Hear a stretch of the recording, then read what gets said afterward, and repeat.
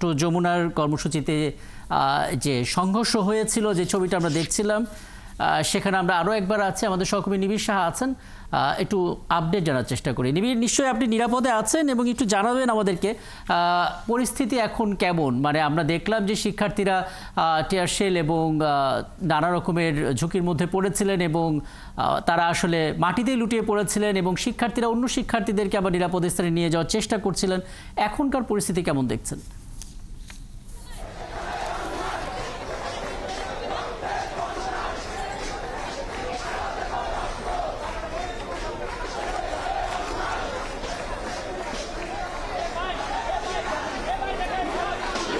রাকিব, এখন পরিস্থিতি কিন্তু কিছুটা শান্ত হয়েছে, কেননা পুলিশের যে টিয়ার শেল নিক্ষেপ, সেই সাথে লাঠিচার্জ এবং সাউন্ড গ্রেনেড নিক্ষেপ, সেটি কিন্তু এখন থেমেছে। এবং এই মুহূর্তে যদি দেখায় যে এখানে কিন্তু আমার সামনে পেছনে কিন্তু আইন শৃঙ্খলা বাহিনীর সদস্যরা যারা রয়েছেন, পুলিশের সদস্যরা, পাশাপাশি আর্ম পুলিশ ব্যাটালিয়নের সদস্যরা, তারা কিন্তু এখানে অবস্থান করছেন। ঠিক তাদের যে কর্মকাণ্ড এবং আজকের যে দাবি আদায়, ঠিক তার সামনে, পুলিশের সামনেই কিন্তু আসলে জগন্নাথ বিশ্ববিদ্যালয়ের শিক্ষার্থীরা তারা কিন্তু রাস্তায় বসে তারা কিন্তু প্রতিবাদ জানাচ্ছেন এবং পুলিশি হামলা, সেই সঙ্গে 3 দফা দাবি, সবকিছু মিলিয়ে কিন্তু তারা আসলে আজকের ঘটনায় যে তীব্র নিন্দা এবং তারা দাবি আদায়ের জন্য কিন্তু স্লোগান দিচ্ছেন। এবং এই মুহূর্তে পরিস্থিতি বলা যায় যে অনেকটাই কিন্তু আসলে শান্ত রয়েছে, কেননা কিছুক্ষণ আগে পর্যন্ত কিন্তু আসলে পুলিশের যে শিক্ষার্থীদের যে ছত্র ভঙ্গ করে দিতে, পুলিশের যে পুলিশে দেখেছি যে শিক্ষার্থীদের ছত্র ভঙ্গ করে দিতে। আমরা একটু জগন্নাথ বিশ্ববিদ্যালয়ের একজন শিক্ষক রয়েছেন, একটু কথা বলবো।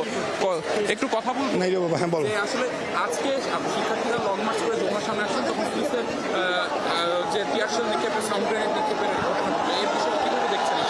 এটা মোটেই কাঙ্ক্ষিত না, এটা অনাকাঙ্ক্ষিত। পুলিশের এখানে আক্রমণের কোনো কারণ ছিল না। ছাত্র এখন পর্যন্ত কোনো অপ্রীতিকর ঘটনা ঘটায়নি বা অঘটন ঘটায়নি। তারা তাদের দাবি নিয়ে যাচ্ছিল যমুনায়, তারা বসে পড়তো, বসে তারা তাদের দাবি উপস্থাপন করে। তারা যে দাবি তাদের, সেই দাবির ব্যাপারে আশ্বাস পেলেই হয়তো তারা উঠে চলে আসতো। হয়তো এই যে সিন ক্রিয়েট করা হলো, ওদেরকে আক্রমণ করা হলো, আমার মেয়েকে টিয়ার ছেলে আহত করা হলো, এগুলো মোটেও কাঙ্ক্ষিত না, কাম্য না। আমরা এই ধরনের স্বৈরাচারী প্রবণতা পুলিশের মধ্যে আমরা চাই না। আমরা চাই পুলিশরা যথাযথ ভূমিকা পালন করবেন। জগন্নাথ বিশ্ববিদ্যালয়ের একজন শিক্ষকের বক্তব্য শুনছিলাম এবং মূলত এখনকার পরিস্থিতি কাকরাইলে আপনারা দেখতে পাচ্ছিলেন অনেকটাই শান্ত। এবং 12টা 40-এ আসলে বলা হচ্ছে যমুনার সামনে আগে থেকেই অবস্থান করার ক্ষেত্রে নিষেধাজ্ঞা জারি করা ছিল, বিশেষ এলাকা হিসেবে চিহ্নিত করা, এবং সেই হিসেবে আগেই তাদেরকে বলা হয়েছিল যখন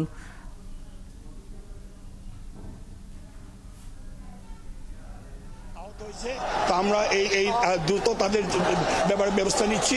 আমরা আশা করি আগামীতে আর এই ধরনের ঘটনা ঘটবে না। পুলিশ সংযত আচরণ করবে এবং বিষয়গুলো সুন্দরভাবে সমাধান করবে।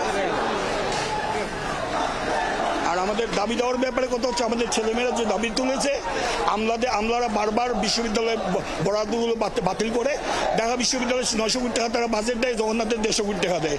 এই যে বৈষম্য, এটা নিরসন করতে হবে। আমরা মাত্র 300 কোটি টাকার বাজেট দিছি, এটা বাস্তবায়ন করতে হবে। এখানে কোনো দ্বিতীয় কোনো কথা চলবে না। আমাদের ছেলেমেয়েদের থাকার জায়গা নেই, আমাদের ছেলেমেয়েরা দরিদ্র পরিবার থেকে আসে, তারা সচ্ছল না, তাদেরকে সহায়তা দিতে হবে। বৃত্তি দিয়ে হলো তাদেরকে সহযোগিতা করতে হবে। আর এমন তো কোনো বেশি টাকা চাই না, আমরা বৃত্তি মাত্র 54 কোটি টাকা চেয়েছি। এটা চাইলেই সরকার দিতে পারে। আমরা আশা করি সরকার আমাদের প্রত্যাশিত বাজেট, আমরা যে বাজেট প্রস্তাবনা করছি সেটাই বরাদ্দ করবে এবং আগামীতে গভর্নমেন্ট নিড বেস বাজেট করবে, ট্রেডিশনাল বাজেট করবে না। আমি নাসির জগন্নাথ বিশ্ববিদ্যালয়। হ্যালো।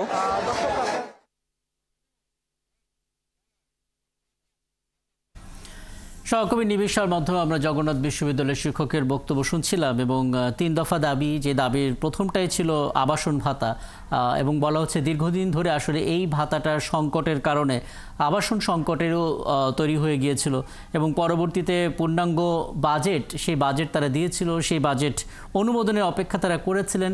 এবং দ্বিতীয় আরেকটি ক্যাম্পাস তারা চান, অর্থাৎ জগন্নাথ বিশ্ববিদ্যালয় জনসন রোডে যে ক্যাম্পাসটা আছে, এটার পাশাপাশি তারা দ্বিতীয় একটা ক্যাম্পাস তারা চান।